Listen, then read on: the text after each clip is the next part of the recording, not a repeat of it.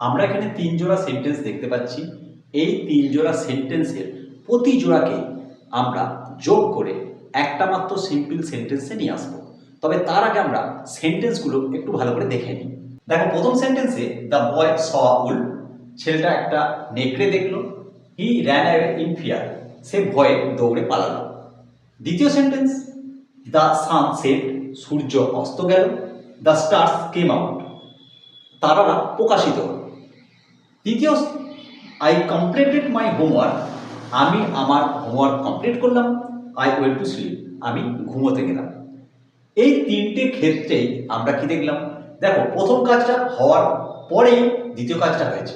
এক্ষেত্রেও তাই দেখছি, এক্ষেত্রেও তাই দেখলাম। তাহলে এই তিনটে জোড়া সেন্টেন্সের মধ্যেই আমরা এই সিমিলারিটি খুঁজে পেলাম। দ্বিতীয়ত দেখো, এখানে আমরা প্রথম সেন্টেন্সে সাবজেক্ট দেখছি দ্য বয়, আর এক্ষেত্রে সাবজেক্ট হি, অর্থাৎ সাবজেক্ট দুটোই এক আছে। ওকে, তাহলে দুটো সাবজেক্টই এক। এক্ষেত্রে দেখো, the sunset, the stars came out, এখানে সাবজেক্ট দ্য সান, আর এক্ষেত্রে সাবজেক্ট দ্য স্টার্স।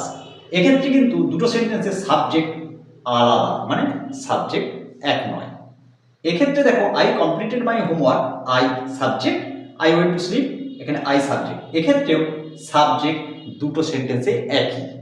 এবারে দেখো, এই যে সেন্টেন্সটা আছে the boy saw Wolf, he ran away in fear, এক্ষেত্রে প্রথম সেন্টেন্সটা কারণ, আর দ্বিতীয় সেন্টেন্সটা তার ফল বোঝাচ্ছে।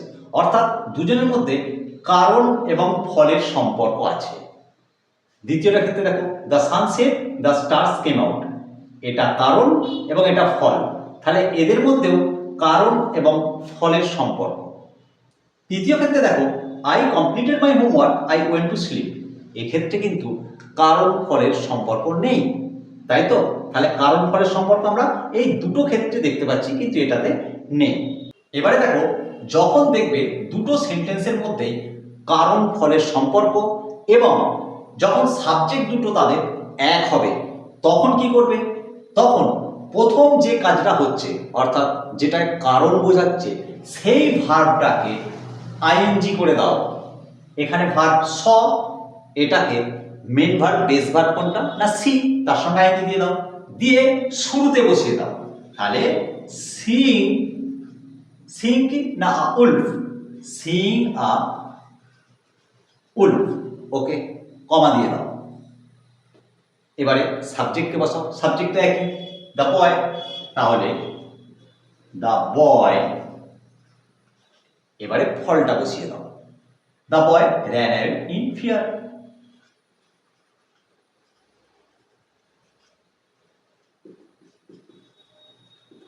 ওকে, এবারে দ্বিতীয় ক্ষেত্রে দেখো, যখন দুটো সেন্টেন্সের সাবজেক্ট আলাদা এবং তাদের মধ্যে কারণ ও ফলের সম্পর্ক আছে, তখন সেক্ষেত্রে যে সেন্টেন্সটায় কারণ আছে সেই সেন্টেন্সের সাবজেক্টকে প্রথমে বসিয়ে দাও।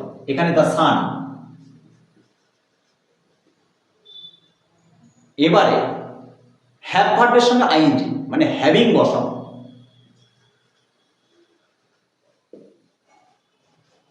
তারপর যে ভার্বটা আছে তার থার্ড ফর্ম বসাও, সেটের থার্ড ফর্ম সেটই হয়।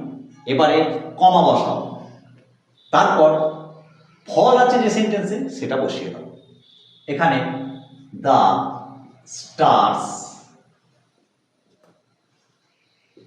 Came out, complete.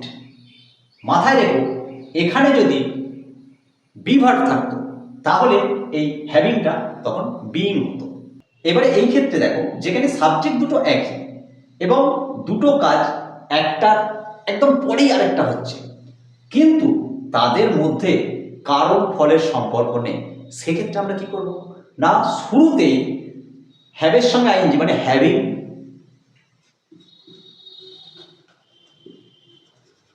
তারপর প্রথম কাজের যে ভার্বটা আছে তার থার্ড ফর্ম। এখানে কমপ্লিটেড আছে, তাহলে কমপ্লিটেড, এরপরে মাই হোমওয়ার্ক, তাহলে হ্যাভিং কমপ্লিটেড মাই হোমওয়ার্ক,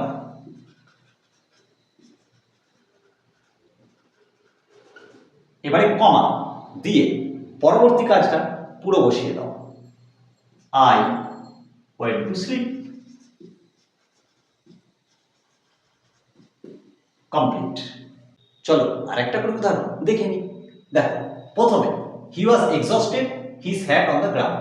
তাহলে এক্ষেত্রে কি হবে না প্রথম ভার্বটার সঙ্গে আইএনজি যোগ, তাহলে ওয়াজ মূল ভার্ব বি, তাহলে বি এর সঙ্গে আইএনজি যোগ বিইং এক্সস্টেড, কমা তারপর হি স্যাট অন দ্য গ্রাউন্ড।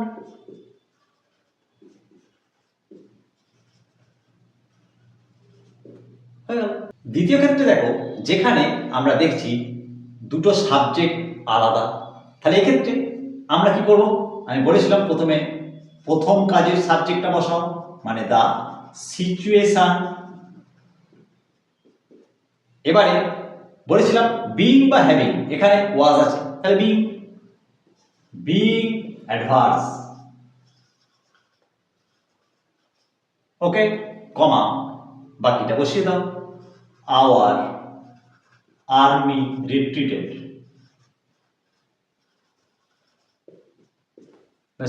এবারে তৃতীয় ক্ষেত্রে যেখানে দেখো সাবজেক্ট একই, একটা কাজের পর আরেকটা কাজ হচ্ছে, অথচ কারণ ফলের কোনো সম্পর্ক নেই, সেক্ষেত্রে আমরা কি বলেছিলাম যে প্রথমে হ্যাভের সঙ্গে আইএনজি অর্থাৎ হ্যাভিং,